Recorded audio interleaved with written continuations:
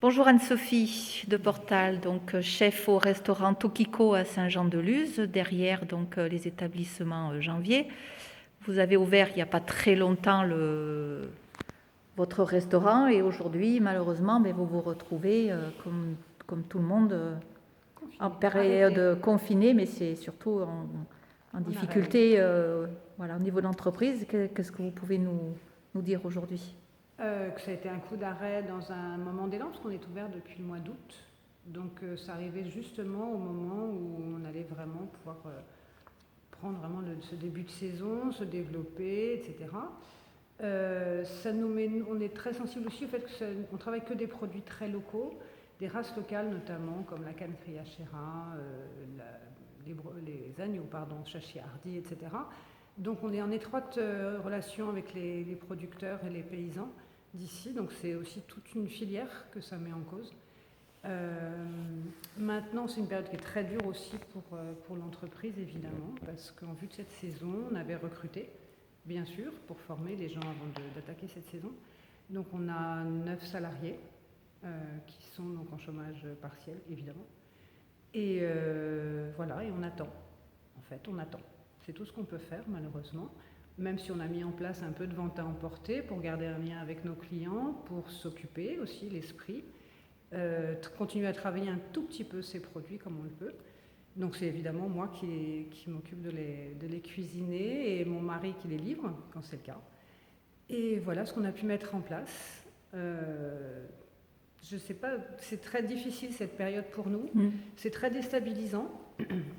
Parce qu'on navigue à vue d'une semaine à l'autre entre les annonces et les décrets qui sont publiés dans la réalité.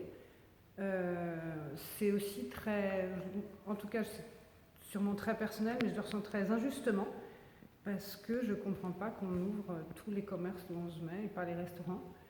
Je pense que depuis des années, on a montré, nos restaurateurs, qu'on était capable d'appliquer des normes sanitaires, des normes de sécurité, des normes fiscales également, d'une façon assez incroyable, de s'adapter à beaucoup de situations. Et là, on nous laisse comprendre et entendre qu'on n'est pas capable d'assurer justement ces mesures de sécurité sanitaire pour nos clients. Voilà, donc je trouve ça très injuste. Et en plus, oui, je trouve ça très méprisant vis-à-vis de notre profession, qui a pourtant prouvé qu'on était capable justement de mutations techniques, sanitaires, de sécurité, dans la gestion des ressources humaines. C'est une profession qui a énormément évolué, dans le bon sens, depuis plusieurs années. Et là, voilà, c'est un coup d'arrêt, parce que donc on considère qu'on n'est pas capable de gérer ça. Est-ce que vous pensez que justement, on est un peu conscient de vos métiers? Parce que dans la restauration, que ce soit l'hôtellerie, les bars, restaurants, enfin, il y a quand même plusieurs métiers. Il n'y a pas qu'un métier. C'est ça. Il n'y a pas que le chef. Il y a toute une large gamme de métiers. Est-ce que vous pensez que justement, il y a un manque de connaissances Alors, il y a un manque de connaissances, c'est certain, on parle des décisions qui sont prises, c'est certain, mais moi, ce qui m'embête plus, c'est qu'il y a un manque de conseils. C'est-à-dire que les politiques ne peuvent pas avoir toutes les connaissances concrètes, ça me paraît une évidence. En revanche, ils ont le droit de se faire conseiller par des gens compétents. Et ça, il y en a beaucoup, très compétents, dans tous les domaines de la restauration qui sont très variés aussi, il faut reconnaître les choses, entre nous, un étoilé ou un bistrot, les lieux aussi, parce qu'un restaurant dans une grande ville, on n'a pas les mêmes capacités qu'ici, par exemple, où on a beaucoup d'espace. Mais cependant, des personnes qui concrètement puissent répondre à ça, dans nos métiers, il y en a beaucoup. C'est un métier qui est plutôt bien organisé, à mon sens, en termes de syndicats, de représentation du métier.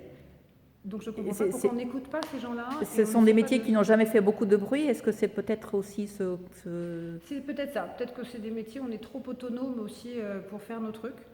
Est-ce que... Je ne sais pas. Je ne comprends pas très bien. Et en tout cas, ça me met assez en colère.